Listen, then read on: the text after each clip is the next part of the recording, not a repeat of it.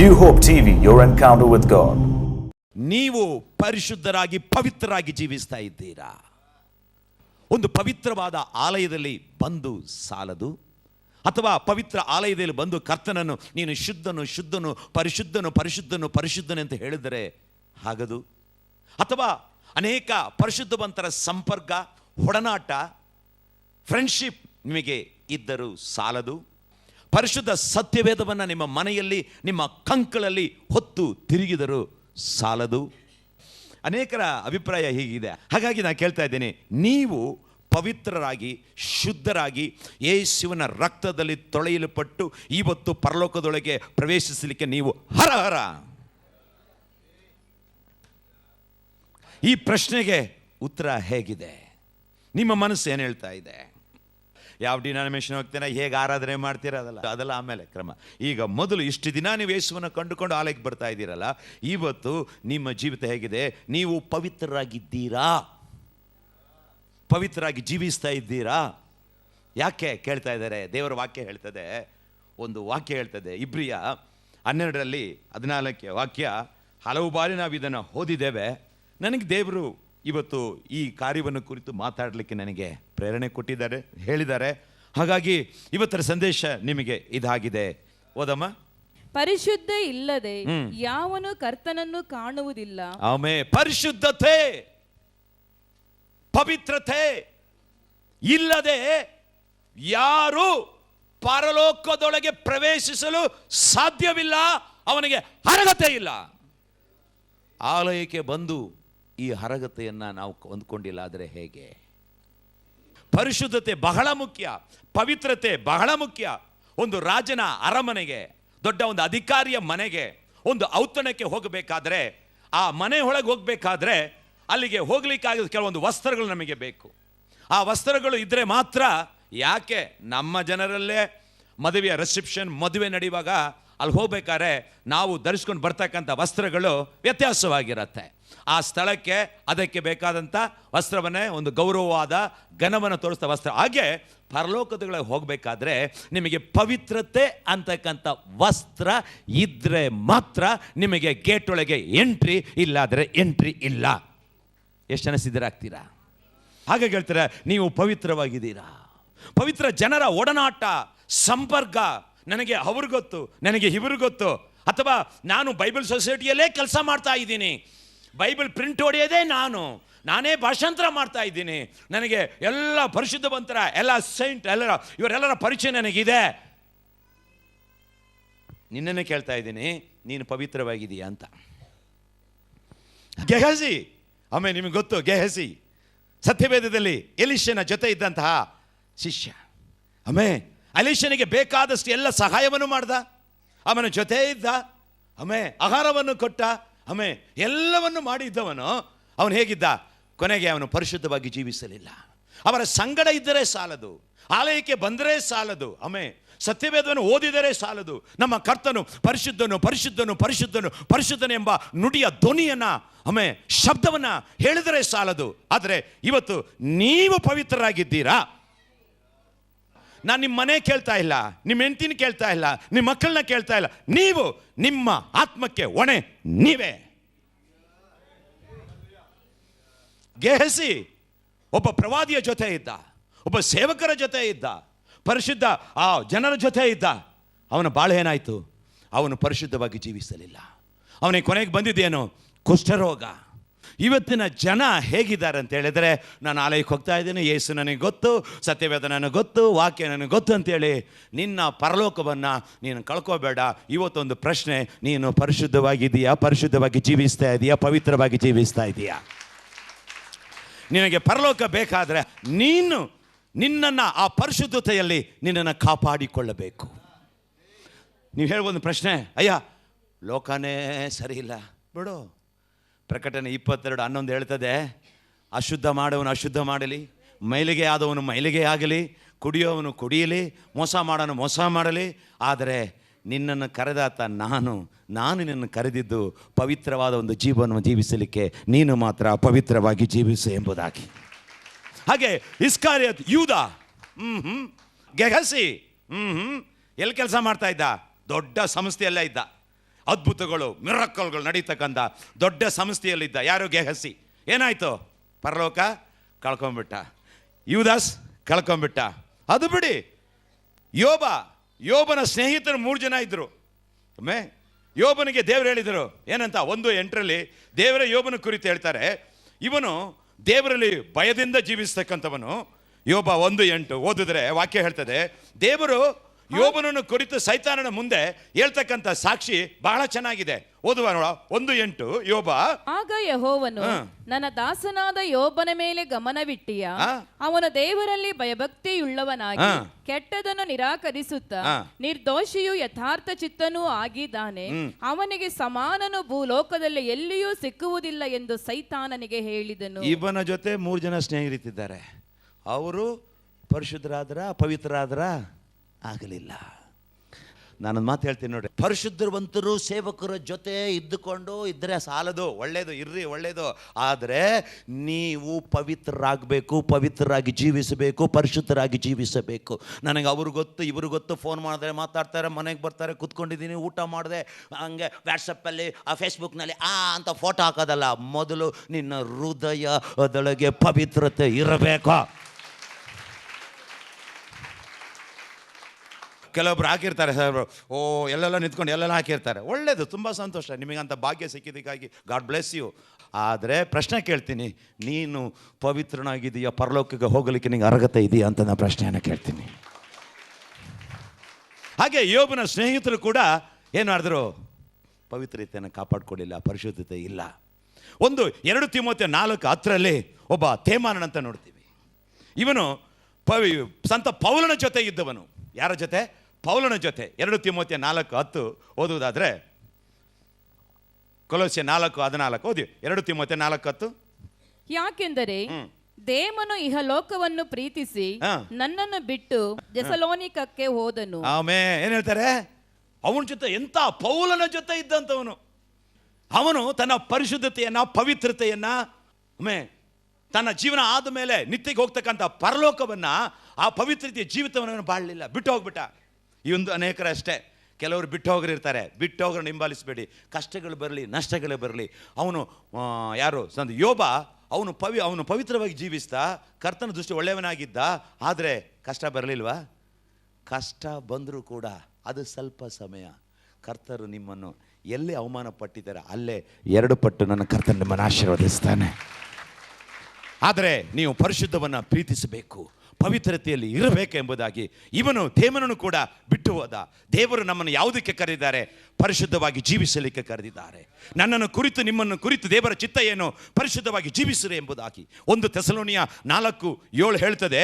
1 ಥೆಸಲೋನಿಯಕ್ಕೆ ಬರೆದ ಪತ್ರಿಕೆ 4ನೇ ಅಧ್ಯಾಯ 7ನೇ ವಾಕ್ಯ 3ನೇ ವಾಕ್ಯ ಹೇಳ್ತದೆ. 1 ಪೇತ್ರ 1:16 ಹೇಳ್ತದೆ, ನಾನು ಪವಿತ್ರನು, ನಾನು ಪರಿಶುದ್ಧನು, ಆದುದರಿಂದ ನೀವು ಪರಿಶುದ್ಧರಾಗಿ ಜೀವಿಸಿರಿ. ಈ ಆಕಾಶದ ಕೆಳಗೆ ಭೂಮಿ ಮೇಲೆ ನಮ್ಮನ್ನು ಪರಿಶುದ್ಧ ಮಾಡ್ತಕ್ಕಂಥ, ದೇವರಿಗೆ ಮೆಚ್ಚುಗೆಯಾಗಿ ನಾವು ಪರಲೋಕಕ್ಕೆ ಹೋಗುವ ಹಾಗೆ ನಮ್ಮನ್ನು ಶುದ್ಧ ಮಾಡ್ತಕ್ಕಂಥ ಒಂದು ವೇದ, ಒಂದು ಪುಸ್ತಕ, ಒಂದು ಗ್ರಂಥ ಇದೆ ಅಂತ ಹೇಳಿದರೆ ಅದೇ ಈ ಸತ್ಯ ವೇದ. ಈ ಸತ್ಯ ವೇದಕ್ಕೆ ಕರಗಳನ್ನು ತಟ್ಟುವ, ಕರ್ತನ ಮಹಿಮೆ ಪಡಿಸುವ. 1 ಥೆಸಲೋನಿಯ 4:7 ಓದುವ. ದೇವರು ನಮ್ಮನ್ನು ಬಂಡತನಕ್ಕೆ ಕರೆಯದೆ ಶುದ್ಧರಾಗಿರುವುದಕ್ಕೆ ಕರೆದನು. ಪಕ್ಕದಲ್ಲಿ ಹೇಗಿರ್ಬೇಕು? ನೀವು ಶುದ್ಧರಾಗಬೇಕು. ನಮ್ಮನ್ನು ಯಾಕೆ ದೇವರು ಈ ಲೋಕದ ಇಷ್ಟು ಜನರ ಮಧ್ಯದಲ್ಲಿ ನಮ್ಮ ತಂದೆಯಲ್ಲಿ ಕೂಡಿಸಿದ್ದಾರೆ ಗೊತ್ತಾ? ನೀವು ಶುದ್ಧರಾಗಿ ಪರಲೋಕದೊಳಗೆ ನಿಮ್ಮ ಆತ್ಮ ಬರಬೇಕು, ಪ್ರವೇಶಿಸಬೇಕು, ಹೊಂದ್ಕೊಳ್ಬೇಕು. ಇದೋ ನಾನು ಹೋಗುತ್ತಿದ್ದೇನೆ, ಮತ್ತೆ ನಿಮ್ಮನ್ನು ನಾನು ಕರೆದುಕೊಂಡು ಹೋಗಲಿಕ್ಕೆ ಬರ್ತೇನೆ. ನಿಮಗೊಂದು ಪವಿತ್ರ ಪಟ್ಟಣ ಸಿದ್ಧವಾಗಿದೆ, ನಿಮಗೊಂದು ಸಿಟಿ ಸಿದ್ಧವಾಗಿದೆ. ಕರಗಳನ್ನು ತಟ್ಟಿ ಆ ಸಿಟಿ ಹೇಳ್ತೇನೆ ನೋಡಿ. ಅಲ್ಲಿ ನಾವು ನೋಡೋದಾದರೆ ಎಪೇಸಿಯದಲ್ಲಿ ಬರೆದ ಪತ್ರಿಕೆ, ಎಪೇಸಿಯದಲ್ಲಿ ಒಂದು ಸಿಟಿಯನ್ನು ಹೇಳ್ತಾರೆ. ಎಪೇಸಿಯ 2:19 ಒಂದೇ ನಗರ. ನಾವೆಲ್ಲ ಒಂದು ನಗರಕ್ಕೆ, ನಮ್ಮ ದೇವರು ಒಂದು ನಗರವನ್ನು, ಒಂದು ಪಟ್ಟಣವನ್ನು ನಮಗೋಸ್ಕರ ಸಿದ್ಧ ಮಾಡಿಟ್ಟಿದ್ದಾರೆ. ಆ ನಗರದೊಳಗೆ ಕರೆದುಕೊಂಡು ಹೋಗಲಿಕ್ಕೆ ರಾಜಾದಿ ರಾಜ ಬರಲಿದ್ದಾನೆ. ಅವರ ಜೊತೆ ಹೋಗಲಿಕ್ಕೆ ನಿಮಗೆ ಪಾಸ್ಪೋರ್ಟ್, ಪರಿಶುದ್ಧತೆ, ಪವಿತ್ರೆ ಅಂತಕ್ಕಂಥ ಪಾಸ್ಪೋರ್ಟ್ ಇದ್ದರೆ ಅವ್ರ ಜೊತೆ ನೀವು ಹೋಗ್ತೀರಾ. 2:19 ಓದುವ. ಎಫೆಸ್ಯ 2:19. ಹೀಗಿರಲಾಗಿ ನೀವು ಇನ್ನು ಮೇಲೆ ಪರದೇಶದವರು ಅನ್ಯರು ಆಗಿರದೆ ದೇವರೊಂದಿಗೆ ಒಂದೇ ಸಂಸ್ಥಾನದವರು ಸಿಟಿ, ಟೌನ್. ಇದು ಟೆಂಪರವರಿ, ಪರ್ಮನೆಂಟು. ಅದು ಆ ಪರ್ಮನೆಂಟಿಗೆ ಪಾಸ್ ಬೇಕಲ್ಲ, ಟಿಕೆಟು, ಅದೇ ಪರಿಶುದ್ಧತೆ, ಪವಿತ್ರತೆ. ಅದಿದ್ದರೆ ಮಾತ್ರ ನಿಮಗೊಳಗೆ ಆ ಸಂಸ್ಥಾನಕ್ಕೆ, ಆ ಸಂಸ್ಥಾನದ ರಾಜ ಯೇಸು ರಾಜ, ಆ ರಾಜ್ಯದೊಳಗೆ ಪ್ರವೇಶಿಸಲಿಕ್ಕೆ, ಆ ಅರಮನೆಯೊಳಗೆ ಪ್ರವೇಶಿಸಲಿಕ್ಕೆ ನನಗೂ ನಿಮಗೂ ಬೇಕು ಪವಿತ್ರತೆ, ಪರಿಶುದ್ಧತೆ. ಅದನ್ನು ನಾವು ಕಾಪಾಡ್ಕೊಳ್ಬೇಕು. ನಾವು ಹೇಗೆ ಜೀವಿಸ್ತಾ ಇದ್ದೇವೆ? ಹಾಗಾದರೆ ನೀವು ಪರಿಶುದ್ಧರಾಗಿದ್ದೀರಾ, ಪವಿತ್ರರಾಗಿದ್ದೀರಾ. ನೀವು ಪವಿತ್ರರಾಗಿದ್ದರೆ ಯೇಸುವಿನ ಮೈಂಡ್ ನಿಮಗಿರಬೇಕು. ಯೇಸುವಿನ ಮೈಂಡ್. ಆತನು ನಿರಾಕರಿಸಿದ್ದನ್ನು ನೀನು ನಿರಾಕರಿಸಬೇಕು. ಆತನ ಪ್ರೀತಿಸಿದ್ದನ್ನು ನೀನು ಪ್ರೀತಿಸಬೇಕು. ಆತನ ಚಿತ್ತ ನಿನ್ನ ಚಿತ್ತ, ಆತನ ಆಸೆ ನಿನ್ನ ಆಸೆ. ಅವನೇ ಪರಿಶುದ್ಧವಾಗಿ ಜೀವಿಸಬೇಕಂತವನು. ಆತನ ಮೈಂಡ್ ನಿನ್ನ ಮೈಂಡ್, ಆತನ ಆಸೆ ನಿನ್ನ ಆಸೆ, ಆತನ ಬಯಕೆ ನಿನ್ನ ಬಯಕೆ. ನೀನು ಪರಿಶುದ್ಧನಾಗಿರುವುದಾದರೆ, ಪವಿತ್ರವಾಗಿ ಜೀವಿಸುವುದಾದರೆ, ಆ ಯೇಸುವಿನ ಭಾವನೆಗಳು ನಿನ್ನಲ್ಲಿರಬೇಕು, ಯೇಸುವಿನ ಉದ್ದೇಶಗಳು ನಿನ್ನಲ್ಲಿರಬೇಕು. ಆಮೇಲೆ ನೀನು ಯೇಸು ಒಂದೇ. ಕರಗಳನ್ನು ತಟ್ಟೆ. ವಾಕ್ಯ ಹೇಳ್ತದೆ, ಫಿಲಿಪ್ಪಿಯ 2:5 ಹೇಳ್ತದೆ, ಕ್ರಿಸ್ತ ಯೇಸುವಿನಲ್ಲಿದ್ದಂಥ ಮನಸ್ಸು ನಿಮ್ಮಲ್ಲಿಯೂ ಇರಲಿ. ನಿಮ್ಮಲ್ಲಿಯೂ. ಕರ್ತನು ಪರಿಶುದ್ಧನು, ಪರಿಶುದ್ಧನು, ಪರಿಶುದ್ಧನು, ಪರಿಶುದ್ಧನು. ನೀವು ಪರಿಶುದ್ಧನು, ಪರಿಶುದ್ಧನು. ಬಾಯಲ್ಲಿ ಶುದ್ಧನು, ಶುದ್ಧನು. ಅಶುದ್ಧ ಮಾಡಬೇಡ, ನೀನು ಪರಿಶುದ್ಧನಾಗಿರೋ. ಹೇಳಿದರೆ ಸಾಲದು, ಪ್ರಸಂಗ ಮಾಡಿದರೆ ಸಾಲದು. ನಮ್ಮ ಜೀವಿತದಲ್ಲಿ, ನಮ್ಮ ಬಾಳಿನಲ್ಲಿ ನಾವು ಪರಿಶುದ್ಧವಾಗಿ ಜೀವಿಸಬೇಕು. ಆಗ ನಿಮ್ಮ ಜೀವಿತದಲ್ಲಿ ಅದ್ಭುತವನ್ನು ಕಾಣ್ತೀರಾ. ಅದಕ್ಕೆ ಯೇಸುವಿನ ಮೈಂಡ್ ನಿಮ್ಮಲ್ಲಿರಬೇಕೆಂಬುದಾಗಿ ಹೇಳ್ತಾರೆ. ಎಷ್ಟು ಜನ ಒಪ್ತೀರಾ? ನಮ್ಮ ಸ್ಟ್ಯಾಂಡರ್ಡ್ ಪವಿತ್ರವಾದ standard. Our standard is holy standard. ಆಗ ಜೀವಿಸಿದರೆ ಮಾತ್ರ ನೀವು ಮುಂದೆ ಪ್ರಮೋಷನ್ ಆಗಿ ಒಳಗೆ ಹೋಗ್ಲಿಕ್ಕೆ ಸಾಧ್ಯ, ಇಲ್ಲ ಅಂದರೆ ಹೋಗ್ಲಿಕ್ಕೆ ಸಾಧ್ಯ ಇಲ್ಲ. ಎರಡನೇದಾಗಿ, ನೀನು ಪವಿತ್ರರಾಗಿದ್ದರೆ, ನೀವು ಪರಿಶುದ್ಧರಾಗಿದ್ದರೆ ಪಾಪವನ್ನು ನಿರಾಕರಿಸಬೇಕು, ಪಾಪಿಯನ್ನು ಸ್ವೀಕರಿಸಬೇಕು. ಕರಗಳನ್ನು ತಟ್ಟಿ. ಪಾಪವನ್ನು ಛೀ ಅನ್ಬೇಕು, ಪಾಪಿಯನ್ನ ಕರ್ತನ ಕಡೆಗೆ ಎಳ್ಕೊಂಡು ಬರಬೇಕು. ಯೇಸು ಸ್ವಾಮಿ ಬಂದಿದ್ದು ಪಾಪಿಯನ್ನು ನಿರಾಕರಿಸಲಿಕ್ಕಲ್ಲ, ಪಾಪಿಯನ್ನು ಶುದ್ಧ ಮಾಡಲಿಕ್ಕೆ, ಪಾಪಿಯನ್ನು ಪರಿಶುದ್ಧ ಮಾಡಲಿಕ್ಕೆ. ಆ ಕುಳ್ಳ ಮನುಷ್ಯ, ಅವನ ಹೆಸರೇನು? ಜಕ್ಕಾಯ. ಅವನು ಊರು ಜನ ಏನಂತ ಇದ್ರು? ಪಾಪಿ, ಪಾಪಿ, ಮೋಸ, ಲಂಚಗಾರ, ಹಾಗೆ ಹೀಗೆ ಅಂತಿದ್ರು. ಅವನು ಕೈ ಬಿಟ್ಬಿಟ್ರ? ಇಲ್ಲ. ಯೇಸು ಬಿಟ್ಟರೆ ಯಾರನ್ನು ಶುದ್ಧ ಮಾಡ್ತಾರೆ? ಹಲ್ಲೆಲೂಯಾ. ಇವತ್ತು ಈ ಲೋಕದಲ್ಲಿ ಇರ್ತಕ್ಕಂಥ ದೊಡ್ಡ ದೊಡ್ಡ ಶಕ್ತಿಗಳಿವೆ, ಯಾರು ಪಾಪಿಯನ್ನು ಪರಿಶುದ್ಧವಾಗಿ ಮಾಡಿರೋದು? ಯೇಸುವಿನ ರಕ್ತ ಮಾತ್ರ ಒಂದು ಪಾಪಿಯನ್ನು ಪರಿಶುದ್ಧನಾಗಿ ಮಾಡಲಿಕ್ಕೆ ಸಾಧ್ಯ. ನಿಮ್ಮ ಜೀವಿತದಲ್ಲಿ ನೀವು ಪವಿತ್ರರಾಗಬೇಕಾ, ಪರಿಶುದ್ಧರಾಗಬೇಕಾ? ಯೇಸುವನ್ನು ನಂಬಿ, ಯೇಸುವನ್ನು ಸ್ವೀಕರಿಸಿ, ಆತನ ರಕ್ತ ನಿಮ್ಮನ್ನು ಸಕಲ ಪಾಪದಿಂದ ತೊಳೆದು ನಿಮ್ಮನ್ನು ಪವಿತ್ರರಾಗಿ ಮಾಡುವಂಥದ್ದಾಗಿರ್ತದೆ. ಯೇಸು ಈ ಲೋಕಕ್ಕೆ ಬಂದಿದ್ದು ಜಾತಿ, ಮತ, ಹೆಸರು ಬದಲಾವಣೆ ಮಾಡಲಿಕ್ಕಲ್ಲ, ಪಾಪಿಯನ್ನು ಪರಿಶುದ್ಧ ಮಾಡಿ ಪರಲೋಕ ಆತ್ಮ ಕೊಂಡೋಗ್ಲಿಕ್ಕೆ ಬಂದಿರೋದು. ಅದನ್ನು ತಿಳ್ಕೊಳ್ಳಿ. ಹಾಗಾದರೆ ಈ ಗುಣ ನಮ್ಮಲ್ಲಿರಬೇಕು. ಪಾಪವನ್ನು ನಿರಾಕರಿಸಬೇಕು, ಪಾಪವನ್ನು ತಳ್ಳಬೇಕು, ಪಾಪವನ್ನು ಬಿಡಬೇಕು, ಪಾಪಿಯನ್ನು ಸ್ವೀಕರಿಸಬೇಕು. ಎಷ್ಟು ಜನ ಸ್ವೀಕರಿಸ್ತೀರಾ? ಹಾಗಾದರೆ ಈ ಮೈ ನಮಗಿರಬೇಕು. ನೀವು ಪವಿತ್ರರ? ಆರ್ ಯು ಹೋಲಿ? ಈ ಗುಣ ನಿಮ್ಮಲ್ಲಿ ಇದೆಯಾ? ಅದಿದ್ರೆ ಖಂಡಿತ ಹೇಳ್ತೇನೆ, ನೀವು ಪರಿಶುದ್ಧರೇ ಎಂಬುದಾಗಿ. ಮೂರನೇದಾಗಿ, ನೀವು ಪರಿಶುದ್ಧವಂತರಾದರೆ ಸತ್ಯವೇದವನ್ನು ಪ್ರೀತಿಸಬೇಕು, ಸತ್ಯವನ್ನು ಪ್ರೀತಿಸಬೇಕು. ಕರಗಳ ತಟ್ಟಿ ಕರ್ತನ ಮಹಿಮೆಪಡಿಸಿರಿ. ಸತ್ಯವೇದವನ್ನು ಓದಬೇಕು, ಅದರ ವಾಕ್ಯಗಳ ಅನುಸಾರವಾಗಿ ನಡೆಯಬೇಕು. ಒಂದು ಕುಟುಂಬದಲ್ಲಿ ಒಬ್ಬ ಮಗ ಚೆನ್ನಾಗಿ ಓದಿದ, ಎಲ್ಲ ತರಗತಿಗಳಲ್ಲಿ first rank, SLC first rank, first year PUC first rank, second year PUC first rank. ಅವನು ಎಂಟ್ರೆನ್ಸ್ ಟೆಸ್ಟ್ ಬರೆದ, ಅದರಲ್ಲೂ ಫಸ್ಟ್ ರ್ಯಾಂಕ್. ಹಾಗಾಗಿ ಸರ್ಕಾರದಿಂದ ಅವನಿಗೆ ಸೀಟು ಉಚಿತವಾಗಿ ಲಭ್ಯ, ಆಮೇಲೆ ಗ್ರಾಂಟ್ ಆಯಿತು ಅವನಿಗೆ. ಹಾಗಾಗಿ ಆ ಒಂದು ಕಾಲೇಜ್ ವಿದ್ಯಾಭ್ಯಾಸಕ್ಕೆ, ಉನ್ನತ ವ್ಯಾಸಂಗ ಮಾಡಲಿಕ್ಕೆ ಅಲ್ಲಿ ಕಾಲೇಜುಗಳಿರಲಿಲ್ಲ. ಹಾಗಾಗಿ ಪಟ್ಟಣ ಸಿಟಿಗೆ ಬರ್ತಕ್ಕಂಥ ಒಂದು ಸಂದರ್ಭ ಒದಗಿ ಬರುತ್ತೆ. ಆಗ ಪಟ್ಟಣಕ್ಕೆ ಬರ್ತಾನೆ. ಪಟ್ಟಣಕ್ಕೆ ಬರಬೇಕಾದ್ರೆ ಅವರಪ್ಪ ಇವನು ಲಗೇಜ್ ಪ್ಯಾಕ್ ಮಾಡ್ಕೊಂಡು ಬರ್ತಾ ಇರ್ತಾನೆ, ಎಲ್ಲ ತನಗೆ ಬೇಕಾದ ಬಟ್ಟೆಗಳನ್ನು ಪ್ಯಾಕ್ ಮಾಡಿ ಬರ್ತಾನೆ. ಬಂದುವಾಗ ಅಪ್ಪ ಕೂಡ ಒಂದು ಪ್ಯಾಕ್ ಮಾಡಿ, ಒಂದು ಬೈಬಲನ್ನು ತೆಗೆದು ಪ್ಯಾಕ್ ಮಾಡಿ ಆ ಮಗನಿಗೆ ಪ್ಯಾಕ್ ಮಾಡಿ ಕೊಟ್ಟು ಕಳಿಸ್ತಾನೆ. ಮಗ, ಇದನ್ನು ನೀನು ದಿನಾ ಓದಬೇಕು, ಪಕ್ಕದಲ್ಲಿ ಹೇಳಿ, ಸತ್ಯವೇದವನ್ನು ದಿನ ಓದಬೇಕಂತ. ಪಟ್ಟಣಕ್ಕೆ ಬಂದ, ಕಾಲೇಜಿನಲ್ಲಿ ವ್ಯಾಸಂಗಕ್ಕೆ ಅವನು ಜಾಯ್ನ್ ಆದ, ಅಡ್ಮಿಷನ್ ಆದಾಗ ಊಟಕ್ಕೆ ಫೀಸಿಗೆ ಸರ್ಕಾರ ಕೊಡ್ತಾ ಇದೆ. ಸ್ನೇಹಿತರ ಜೊತೆ ಸಂಜೆ ಹೋದಾಗ ಆಮ್ಲೆಟ್ ಬೇಕಾಗತ್ತೆ, ಏನಾದ್ರು ತಿನ್ನಬೇಕಾಗತ್ತೆ, ಹೌದಲ್ಲ? ಒಂದಿನ ಸ್ನೇಹಿತ ಕೊಡಿಸ್ತಾನೆ, 10 ದಿನ 11 ದಿನ ನಾವೊಂದು ಆಮ್ಲೆಟ್ ಕೊಡಿಸ್ಬಾರ್ದಾ? ಹೌದಲ್ವಾ? ಆಗ ಅಪ್ಪನಿಗೊಂದು ಫೋನ್ ಮಾಡ್ತಾನೆ, ಅಪ್ಪ ನೆನ್ನೆ ಮೊನ್ನೆ ಎಲ್ಲ ಸ್ನೇಹಿತರು ಆಮ್ಲೆಟ್ ಅದೆಲ್ಲ ಕೊಡಿಸಿದ್ರಪ್ಪ, ಈ 11ನೇ ದಿನ ನಾನೊಂದು ಆಮ್ಲೆಟ್ ಕೊಡಿಸ್ಬೇಕಪ್ಪ, ನನಗೆ ಕಾಸು ಕೊಡು, ಒಂದು ಕಳಿಸ್ಕೊಡು ಅಂತಾನೆ. ಅದಕ್ಕೆ ಅಪ್ಪ ಹೇಳ್ತಾರೆ, ಲೇ ಬೈಬಲ್ ಓದಿದ್ಯಾನೋ? ಹಾಗೆ ದಿನಗಳು ಬರುತ್ತೆ, ಸ್ಕೂಲ್ ಡೇ ಬರುತ್ತೆ, ಈಗ ಅನೇಕ ಕಾರ್ಯಕ್ರಮ ಬರುತ್ತಲ್ಲ, ಪೆನ್ ಬೇಕು, ಅದು ಬೇಕು, ಇದು ಬೇಕು, ಇದೆಲ್ಲ ಫ್ರೀಯಾಗಿ ಕೊಡ್ತಾರೆ ಇಲ್ಲ. ಹಾಗಾಗಿ ಫೋನ್ ಮಾಡ್ತಾನೆ, ಅಪ್ಪ ನನಗೆ ಇದು ಬೇಕು, ಬೈಬಲ್ ಓದಿದ್ಯಾ? ಅಪ್ಪ ನನಗೆ ಬಟ್ಟೆ ಬೇಕು, ಬೈಬಲ್ ಓದಿದ್ಯಾ? ಅಪ್ಪ ನನಗೆ ಶೂ ಬೇಕು, ಬೈಬಲ್ ಓದಿದ್ಯಾ? ಅಪ್ಪ ಇವತ್ತು ಸ್ಕೂಲ್ ಡೇ, ನನ್ನ ಫ್ರೆಂಡ್ಸಿಗೆ ಬರ್ತ್ಡೇ ಬರ್ತಾ ಇದೆ, ಏನೋ ಕೊಡ್ಬೇಕಂತಿದ್ದೇನೆ, ಬೈಬಲ್ ಓದಿದ್ಯಾ? ಇಲ್ಲ. ಇವನಿಗೆ ಬೇಸರ, ಇದೇನಪ್ಪ ನಮ್ಮಪ್ಪ ಏನು ಕೇಳಿದ್ರು ಬೈಬಲ್ ಓದಿದ್ಯಾ, ಬೈಬಲ್ ಓದಿದ್ದೆ. ನಿಮಗೂ ಹಾಗೆ ಅಲ್ಲ, ತಂದೆ ತಾಯಿ ಕೇಳ್ಬೇಕಾದ್ರೆ ನಿಮಗೂ ಕೋಪ ಬರುತ್ತಲ್ಲ, ಬೈಬಲ್ ಓದಿದ್ಯಾ, ಪ್ರಾರ್ಥನೆ ಮಾಡಿದೆ ಅಂದರೆ ನಮ್ಮ ಮಕ್ಕಳಿಗೆಲ್ಲ ಹಂಗೆ ಗಂಡ ಅಲ್ಲಯ್ಯ, ಅವಾಗ ಇಲ್ದಿರೋ ಅದು ಟೆಂಪರ್ ಬಂದ್ಬಿಡ್ತದೆ ಅವ್ರಿಗೆ, ಉರ್ಕಂಡಮ್ಮ ಈ ರೀತಿ ಅವನಿಗೆ ಕೋಪ ಬರುತ್ತೆ. ಹಾಗೆ ಅವನಲ್ಲಿ ಓದ್ತಾ ಇರುವಾಗ ಅವನು ಏನು ಹೇಳ್ತಾನೆ, ಹೀಗೆ ಮಾಡಿದ್ರಾಗ ಒಂದು ಸ್ನೇಹಿತ, ಅವನ ಜೊತೆ ಒಬ್ಬ ವಿಶ್ವಾಸಿ ಕುಟುಂಬದ ಒಂದು ಮಗ ಇರ್ತಾನೆ, ಕ್ಲಾಸ್ಮೇಟ್. ಅವನು ಒಂದಿನ ಇವನು ಹೇಗಾದರೂ ಮಾಡಿ ಚರ್ಚಿಗೆ ಕರ್ಕೊಂಡು ಹೋಗ್ತಾನೆ. ಆವತ್ತು ಯೇಸು ಸ್ವಾಮಿ ಪ್ರಸಂಗ ಕೇಳಿ ಕೀರ್ತನೆ 1ರಿಂದ ಆ ಸಭಾಪಾಲಕ ಪ್ರಸಂಗ ಮಾಡಿರ್ತಾರೆ. ಹಾಗಾಗಿ ಆವತ್ತಿನಿಂದ ಇವನಿಗೆ ಸತ್ಯವೇದ ಓದಬೇಕನ್ನೋ ಆಸೆ ಬಂದ್ಬಿಡುತ್ತೆ. ಮನೆಗೆ ಬರ್ತಾನೆ, ಅಪ್ಪ ಕೊಟ್ಟ ಪ್ಯಾಕನ್ನು ಓಪನ್ ಮಾಡ್ತಾನೆ. ಒಂದು ಪೇಜಿ ಓಪನ್ ಮಾಡಿ ಗಂಟು ಎಲ್ಲ ಸೀಲೆಲ್ಲ ಗಮ್ ಟೇಪೆಲ್ಲ ತೆಗೆದು ಓಪನ್ ಮಾಡಿದಾಗ 100 ರೂಪಾಯಿ ಕೆಳಗೆ ಬೀಳ್ತಾ ಇದೆ, 50 ರೂಪಾಯಿ ಕೆಳಗೆ ಬೀಳ್ತಾ ಇದೆ, 2,000 ರೂಪಾಯಿ ಕೆಳಗೆ ಬೀಳ್ತಾ ಇದೆ.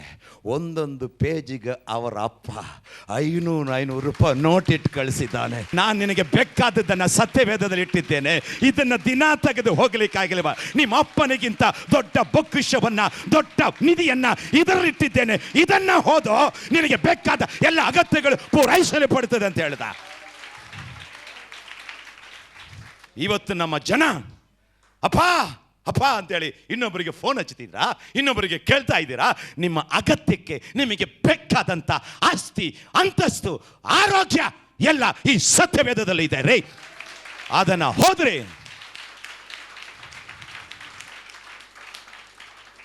ಒಂದು ಮನುಷ್ಯನಾದ, ಮಾನವನಾದ ತಂದೆ ತನ್ನ ಮಗನಿಗೆ ಬೇಕಾದ ಎಲ್ಲವನ್ನ ಪೇಜಲ್ಲಿ ಇಟ್ಟಿದ್ದಾನೆ. ಅಂದರೆ ಒಂದೊಂದು ಪೇಜ್, ಒಂದೊಂದು ವಾಕ್ಯದಲ್ಲಿ ಜೀವ ಇದೆ, ನಿನ್ನ ಆಸ್ತಿ ಇದೆ, ನಿನ್ನ ಅಂತಸ್ತು ಇದೆ. ಅದನ್ನು ಓದು, ಹೊಂದ್ಕೋ. ಕೊಂಡೋಗಿ 1 ವರ್ಷ ಆದರೂ ಬೈಬಲ್ ಬಿಚ್ಚಲಿಲ್ಲ. ಯಾರ್ದು ತಪ್ಪು? ಹಲೋ, ಆಲಯಕ್ಕೆ ಬಂದು ಆಶೀರ್ವಾದ ಇಲ್ಲ, ಆಲಯಕ್ಕೆ ಬಂದು ನನಗೆ ಅದಿಲ್ಲ ಇದಿಲ್ಲ. ಪಾಸ್ಟರ್ ನೀವು ನನಗೆ ಪ್ರೇಯರ್ ಮಾಡಿ, ಪ್ರೈಟ್ರವರ್ ಅಂಕಲ್ ನೀವು ನನಗೆ ಪ್ರೇಯರ್ ಮಾಡಿ. ಲೇ ಬೈಬಲ್ ಓದ, ಎಲ್ಲ ಒಳಗೆ ಮಡಗಿದವ್ರೆ. ಎಷ್ಟು ಜನ ಓದ್ತೀರಾ? ಇವತ್ತಿಂದ ಆದರೂ ಓದ್ತಿನವ್ರ ಕೈ ಎತ್ತರಿ, ಮೇಲ್ ಕೈ ಎತ್ತರಿ. ಇವತ್ತಿಂದ ಓದ್ತಿನವ್ರ ಕೈ ಎತ್ತರಿ. ಸತ್ಯದಲ್ಲಿ ನಡೆಸ್ತಕ್ಕಂಥ ಒಂದೇ ಪುಸ್ತಕ ಯಾವುದು ಗೊತ್ತಾ? ಸತ್ಯವೇದ. ಬೇರೆ ಯಾವುದು ನಡೆಸಕ್ಕಾಗಲ್ಲ. ಒಬ್ಬ ಮನುಷ್ಯನನ್ನ ಪರಿಶುದ್ಧ ಕಡೆಗೆ ನಡೆಸ್ತಕ್ಕಂಥದ್ದು ಇದೆ ಸತ್ಯದಲ್ಲಿ. ಬಾಂಬೆಯಲ್ಲಿ ಒಂದು ಸ್ಕೂಲಲ್ಲಿ ಒಬ್ಬ ಸುವಾರ್ತೆ ಸಾರ್ತಕ್ಕಂಥ ಹೋಗ್ಬಿಟ್ಟು, ಹೊಸ ಒಡಂಬಡಿಕೆಯನ್ನು ನಿಮ್ಮ ಶಾಲೆಗೆ ನಾವು ಉಚಿತವಾಗಿ ಹಂಚಲಿಕ್ಕೆ ಬಯಸ್ತೇವೆ, ಸ್ವಲ್ಪ ಅನುಮತಿ ಕೊಡ್ತೀರಾ ಅಂದರು. ಬೈದಂಗೆ ಆಗಲ್ಲ ಹೋಗಂತ ಕಳಿಸ್ಬಿಟ್ರು. ಬಂದ್ಬಿಟ್ರು. ಮನೆಗೆ ಹೋಗಿ ಪ್ರಾರ್ಥನೆ ಮಾಡಿ, ಸ್ವಾಮಿ ಹೇಗಾದರೂ ಕೊಡಬೇಕು ಇವ್ರಿಗೆ ಅಂತೇಳಿ. ಇದು ಅಲ್ಲೇ ಕೆಲವು ದಿನಗಳಿಂದ ನಡೆದಂಥದ್ದು. ಆವಾಗ ಇಂಟರ್ನೆಟ್ ಇವೆಲ್ಲ ಇರಲಿಲ್ಲ. ಹಾಗಾಗಿ ಪ್ರತಿ ತಿಂಗಳು ದೊಡ್ಡ ಒಂದು ಸಂಸ್ಥೆ ಸ್ಕೂಲು, ಪ್ರತಿ ತಿಂಗಳು ಸಂಬಳ 5 ಲಕ್ಷ 6 ಲಕ್ಷ ರೂಪಾಯಿ ಬರುತ್ತೆ. ಬ್ಯಾಂಕಿಗೆ ಹೋಗಿ ಡ್ರಾ ಮಾಡ್ಕೊಂಬಂದು ಕೊಡಬೇಕು 30ನೇ ತಾರೀಕು. ಅಲ್ಲಿರ್ತಕ್ಕಂಥ ಮ್ಯಾನೇಜರ್ ಮತ್ತು ಖಜಾಂಚಿ ಹೋಗ್ತಾರೆ ಬ್ಯಾಂಕಿಗೆ, 5 ಲಕ್ಷವನ್ನು ಡ್ರಾ ಮಾಡಿಕೊಂಡು ಒಂದು ಆಟೋದಲ್ಲಿ ಬರ್ತಾರೆ. ಆಟೋದಲ್ಲಿ ಬರಬೇಕಾದ್ರೆ ಬಾಟ್ಲ್ ನೀರು ತೆಗೆದು ಕುಡಿತಾನೆ. ಸ್ನೇಹಿತರಿಗೆ ಹೇಳ್ತಾನೆ, ಅಲ್ಲಿ ಈ ಬ್ಯಾಗ್ ನೋಡ್ಕೊಳ್ಳೋ ಅಂತೇಳಿ. ಹಾಗೆ ಕುಡ್ಕೊಂಡ್ಬಂದಾಗ ಶಾಲೆ ಬರುತ್ತೆ. ಶಾಲೆಯಲ್ಲಿ ಇವರು ಇಳಿತಾರೆ. ಇಳಿದಾಗ ಅವನು ತಗೊಂಡ ಅಂತೇಳಿ, ಇವನು ತಗೊಂಡ ಅಂತೇಳಿ ಆಟೋದಲ್ಲಿ 5 ಲಕ್ಷ ಬಿಟ್ಟರು, ಇಳಿದು ಒಳಗೆ ಹೋದ್ರು. ಆಟ ಮನೆಗೆ ಹೋಗ್ಬಿಡ್ತು. ಏನು ಈಗಿನ ಥರ CC ಕ್ಯಾಮ್ರಾ ಇದೆಯಾ ನೋಡಲಿಕ್ಕೆ? ಇಲ್ಲ. ಅವ್ರ ತಲೆ ಮೇಲೆ ಕೈ ಇಟ್ಟು ಕೂತ್ಕೊಂಡ್ರು. ಏನು ಮಾಡೋಣ, ಕಂಪ್ಲೇಂಟ್ ಕೊಡೋಣ ಅಂತ ಯಾರ ಮೇಲೆ ಕೊಡೋಣ, ಆಟೋ ನಂಬರ್ ಏನೂ ಗೊತ್ತಿಲ್ಲ. ಸಾಯಂಕಾಲ ನೋಡುವಾಗ ಒಂದು ಆಟೋ ಬರ್ತಾ ಇದೆ, ಸಿಂಗಲ್ ಆಟೋ, ಪ್ಯಾಸೆಂಜರ್ ಯಾರೂ ಇಲ್ಲ, ಆಟೋ ಬರ್ತಾ ಇದೆ. ಆಟೋದಲ್ಲ ವ್ಯಕ್ತಿ ಇಳಿದು ಸೀದಾ ಶಾಲೆಗೆ ಬರ್ತಾ ಇದ್ದಾನೆ, ಆ ಕಾಲೇಜಿಗೆ ಬ್ಯಾಗ್ ತಗೊಂಡು ಬಂದು ಸೀದಾ ಪ್ರಿನ್ಸಿಪಾಲ್ ಹತ್ರ ಹೋಗ್ತಾ ಇದ್ದಾನೆ. ಸರ್, ಬೆಳಿಗ್ಗೆ ನಮ್ಮ ಆಟೋದಲ್ಲಿ ಇಬ್ಬರು ಬಂದಿದ್ರು, ಇಲ್ಲಿ ಇಳಿದು ಹೋದ್ರು, ಅವ್ರಿಗೆ ಬ್ಯಾಗ್ ಬಿಟ್ಟು ಹೋಗಿದ್ದಾರೆ, ತಗೊಳ್ಳಿ ಸರ್ ಬ್ಯಾಗ್. ಅವನು ಕೂರಿಸಿದ್ರು, ಬಾಪ ಪುಣ್ಯಾತ್ಮ ಬಾ ಕೂತ್ಕೋ. ತೆಗೆದ್ರು, ಅವನು ಕೇಳಿದ್ರು, ತೆಗೆದು ನೋಡಿದ್ರು, ಲಕ್ಷ ಅಲ್ಲಯ್ಯ, ಈ ಬ್ಯಾಗ್ಗಳಿಗೆ ಏನಿತ್ತ ನೋಡಿದೆ ಸರ್, 5 ಲಕ್ಷ ರೂಪಾಯಿ ಎಣಿಸಿದೆ, 5 ಲಕ್ಷ ಇತ್ತು. 5 ಲಕ್ಷ ಇಷ್ಟು ಪ್ರಾಮಾಣಿಕವಾಗಿ ತಂದು ಕೊಡ್ತಾ ಇದೆಯಲ್ಲ, ನೀಗೇನು ಅನಿಸ್ಲಿಲ್ವಾ? ಅವಾಗ ಅವನು ಹೇಳ್ದ, ಸರ್ ಓದಮ್ಮ 13:9 ರೋಮ. ಹೇಗೆಂದರೆ ವ್ಯಭಿಚಾರ ಮಾಡಬಾರದು, ನರಹತ್ಯ ಮಾಡಬಾರದು, ಕದಿಯಬಾರದು, ಪರರ ಸೊತ್ತನ್ನು ಆಶಿಸಬಾರದು, ಪರರ ಸೊತ್ತನ್ನು ಆಶಿಸಬಾರದು. ಸರ್, ಈ 5 ಲಕ್ಷ ರೂಪಾಯಿ ನಾನು ಯಾಕೆ ತಂದು ಕೊಟ್ಟೆ ಗೊತ್ತಾ?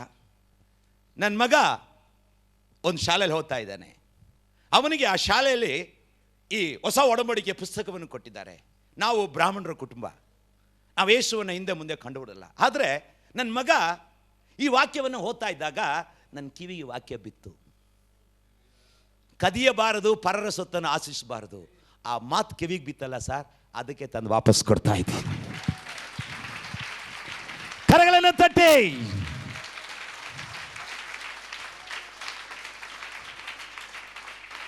ಮಾರನೇ ದಿನ ಸ್ಕೂಲ್ನವನು ಫೋನ್ ಮಾಡಿ, ಎಷ್ಟು ಬೈಬಲ್ ಇದೆ, ನ್ಯೂ ಟೆಸ್ಟಮೆಂಟ್ ತಂದು ಎಲ್ರಿಗೂ ಹಂಚು.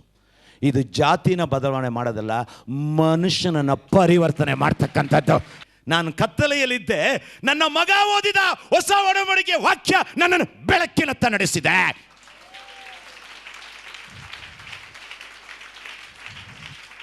ವಿದ್ಯಾಭ್ಯಾಸ ನಿನ್ನ ಜೀವನವನ್ನು ಬದುಕಬಹುದು, ಆದರೆ ನಿನ್ನ ಗುಣವನ್ನು ಬದಲಾವಣೆ ಮಾಡೋದು ಸ್ವಲ್ಪ ಕಷ್ಟ. ಆಸ್ತಿ ಅಂತಸ್ತು ನಿನ್ನ ಮಗನನ್ನು ಮನೆಯನ್ನು ಬದಲಾವಣೆ ಮಾಡ್ತಕ್ಕಂಥ, ಮನಸ್ಸನ್ನು ಬದಲಾವಣೆ ಮಾಡೋ ಶಕ್ತಿ ಸತ್ಯ ವೇದಕ್ಕೆ ಮಾತ್ರ ಇದೆ. ಈ ಸತ್ಯವೇದ ಬೇಡ ಅಂತೀರಾ? ಭಾರತ ದೇಶ ಸತ್ಯವೇದನ ಓದಿದರೆ ಕಳ್ಳನೂ ಇರಲ್ಲ, ಕೊಲೆಗಾರನೂ ಇರಲ್ಲ, ಮೋಸಗಾರನೂ ಇರಲ್ಲ. ಆಸ್ತಿಗೋಸ್ಕರ ಅಂತಸ್ಗೋಸ್ಕರ ಅಣ್ಣ ತಮ್ಮಂದಿರು ಸಾಯಬೇಕಾಗಿದ್ದಿಲ್ಲ. ನಾವೆಲ್ಲ ಪರದೇಶಿ, ಏನೂ ತಂದಿಲ್ಲ, ಒಯ್ಯೋದು ಏನೂ ಇಲ್ಲ. ಕರಗಳನ್ನು ತಟ್ಟಿ ಕರ್ತನ ಮಹಿಮೆ ಪಡಿಸುವ. ಎಷ್ಟು ನನಗೆ ಅರ್ಥ ಆಯ್ತು ಅಂತೀರಾ? ನೀವು ಪರಿಶುದ್ಧವಂತರಾಗಿದ್ದರೆ ದೇವರನ್ನು ಹಿಂಬಾಲಿಸಬೇಕು, ಆತನ ಹೆಜ್ಜೆಯ ಜಾಡಿನಲ್ಲಿ ನಡೆಯಬೇಕು. ನಮ್ಮ ದೇವರು ಪರಿಶುದ್ಧವನ್ನು ಪ್ರೀತಿಸ್ತಕ್ಕಂಥವನು. ನಾವು ಹೇಗಿದ್ದೇವೆ, ನಮ್ಮನ್ನು ಬದಲಾಯಿಸ್ತಕ್ಕಂಥ ಯಾವುದು ರೀ? ಸತ್ಯವೇದ. ನಮ್ಮನ್ನು ಶುದ್ಧಗೊಳಿಸ್ತಕ್ಕಂಥದ್ದು ಯಾವುದು ರೀ? ಸತ್ಯವೇದ. ಅದಕ್ಕೆ ಹೆಸರು ಸತ್ಯ. ನೀವೆಲ್ಲ ಯಾರ ಪುತ್ರರು? ಸತ್ಯವಂತನಾದ ಯೇಸುವಿನ ಪುತ್ರರು. ನೀವು ಪರಿಶುದ್ಧ ಜಾತಿ, ಪರಿಶುದ್ಧ ಪಂಗಡ. ಕರಗಳನ್ನು ತಟ್ಟಿ ಕರ್ತನ ಮಹಿಮೆ ಪಡಿಸಿರಿ. ಹಾಗಾದರೆ ಆತನ ಹೆಜ್ಜೆಯ ಜಾಡಿನಲ್ಲಿ ನೀವು ನಡೆಯಬೇಕು. ನೀವು ಪವಿತ್ರರಾದರೆ, ನೀವು ಪರಿಶುದ್ಧರಾದರೆ ಎಲ್ಲರ ಸಂಗಡ ಸಮಾಧಾನವಾಗಿರಬೇಕು. ಎಷ್ಟು ಜನಕ್ಕೆ ಅದು ಪ್ರಯೋಜನವಾಗಿತ್ತು? ಪರಿಶುದ್ಧರಾಗಿರಿ, ಮಾತು ಬಿಟ್ಬಿಡ್ಬೇಡಿ. ಹಲ್ಲೆಲೂಯಾ. ಕಷ್ಟಗಳು ಬರಲಿ, ನಷ್ಟಗಳು ಬರಲಿ, ವೇದನೆಗಳು ಬರಲಿ, ಪರಿಶುದ್ಧವಾಗಿ ಜೀವಿಸಿರಿ. ಜೋಸೆಫ್ ಗುಂಡಿಗೆ ಹಾಕಿದ್ರು, ಹೇಗಿದ್ದ? ನಾನು ದೇವರಿಗೆ ಭಯಪಡ್ತಕ್ಕಂಥ ಮನುಷ್ಯ. ದಾನಿಯಲ್, ಶದ್ರಕ್, ಮೇಷಕ್, ಅಬಿದ್ನೆಗೋ, ಅನನ್ಯ, ಮಿಷಕ್, ಅಸರ್ ಏನಂದ? ಕರ್ತನಿಗೆ ಭಯಪಡ್ತಕ್ಕಂಥದ್ದು. ಕರ್ತನ ಆಶೀರ್ವದಿಸಲಿಲ್ವಾ? ಇವತ್ತು ನಮಗೆ ಹೇಳ್ತಿದ್ದಾರೆ, ಒಬ್ಬ ಪವಿತ್ರವಾಗಿ ಜೀವಿಸ್ತಕ್ಕಂಥವನು ತಾಳ್ಮೆಯುಳ್ಳವನು, ಪವಿತ್ರವಾಗಿ ಜೀವಿಸ್ತಕ್ಕಂಥವನು ನಂಬಿಗಸ್ತನು. ಒಬ್ಬ ಪರಿಶುದ್ಧವಂತನು ಪವಿತ್ರವಾಗಿ ಜೀವಿಸ್ತಕ್ಕಂಥವನು ಎಲ್ಲ ಕಾರ್ಯದಲ್ಲಿ, ತನ್ನ ಕುಟುಂಬದಲ್ಲಿ, ತನ್ನ ಮನೆಯಲ್ಲಿ, ತನ್ನ ಹೆಂಡತಿಯ ಜೊತೆ, ಸಭೆಯಲ್ಲಿ, ಗಂಡನ ಜೊತೆ, ಮಾವನ ಜೊತೆ, ಅತ್ತನ ಜೊತೆ, ಸ್ನೇಹಿತರ ಜೊತೆ, ಬೀದಿಯಲ್ಲಿ ಅವನೆಲ್ಲರ ಜೊತೆ ಸಮಾಧಾನವಾಗಿರ್ತಾನೆ, ನಂಬಿಗಸ್ತನಾಗಿರ್ತಾನೆ. ಅವನೇ ಪವಿತ್ರನೇ ಎಂಬುದಾಗಿ ಹೇಳ್ತಾ ಇದ್ದೇನೆ. ಎಷ್ಟು ದಿನ ನಿಮ್ಮನ್ನು ಕರ್ತನ ಪಾದಕ್ಕೆ ಅರ್ಪಣೆ ಮಾಡಿರಿ. ಪ್ರಸಂಗ ಕೇಳಿ ಹಾಗೆ ಹೋಗಬಾರ್ದು. ನಿಮ್ಮ ಮೇಲೆ ಈ ಮಳೆ ನೀರು ಬೀಳ್ತಾ ಇದೆ, ಈ ಮಳೆ ನೀರಿಗೆ ಈ ನೆಲ ಫಲ ಕೊಡಬೇಕು, ಫಲ ಕೊಟ್ಟರೆ ಬ್ಲೆಸ್ಸಿಂಗ್, ಆಮೇಲೆ ಫಲ ಕೊಡದಿದ್ರೆ ಇಟ್ ಈಸ್ ಎ ಕರ್ಸ್ಡ್ ಅಂತ ಹೇಳ್ತಾರೆ. ಇವತ್ತಿನಿಂದ ಒಂದು ಬದಲಾವಣೆ ನಿಮ್ಮ ಮನೆಯಲ್ಲಿ, ನಿಮ್ಮ ಕುಟುಂಬದಲ್ಲಿ. ವಾಕ್ಯ ಉಪದೇಶವಿಲ್ಲದೆ ನಮ್ಮ ಬಂಧು, ನಮ್ಮ ಬಳಗ ಕರ್ತನಿಗೆ ಆದಾಯ ಮಾಡ್ಬೋದು. ಎಲ್ಲರ ಜೊತೆ ಸಮಾಧಾನ. ನೀವು ಪವಿತ್ರರ. Are you holy? Are you holy? ಹೇಗಿದ್ದೀರಾ? ನಿಮ್ಮ ಜೀವಿತ ಪರಿಶುದ್ಧವಾಗಿದೆಯಾ? ನಿಮ್ಮ ನಡೆ, ನಿಮ್ಮ ನುಡಿ, ನಿಮ್ಮ ಮಾತು, ನಿಮ್ಮ ಬಾಳು, ನಿಮ್ಮ ಶೈಲಿ, ನಿಮ್ಮ ಆಹಾರ, ನಿಮ್ಮ ಕುಟುಂಬ, ನಿಮ್ಮ ಕೌಟುಂಬಿಕ ಜೀವಿತ, ಎಲ್ಲದರಲ್ಲೂ ಒಂದು ಪರಿಶುದ್ಧತೆ. ಪವಿತ್ರ ವೇದ ಇದ್ದರೆ ಸಾಲದು.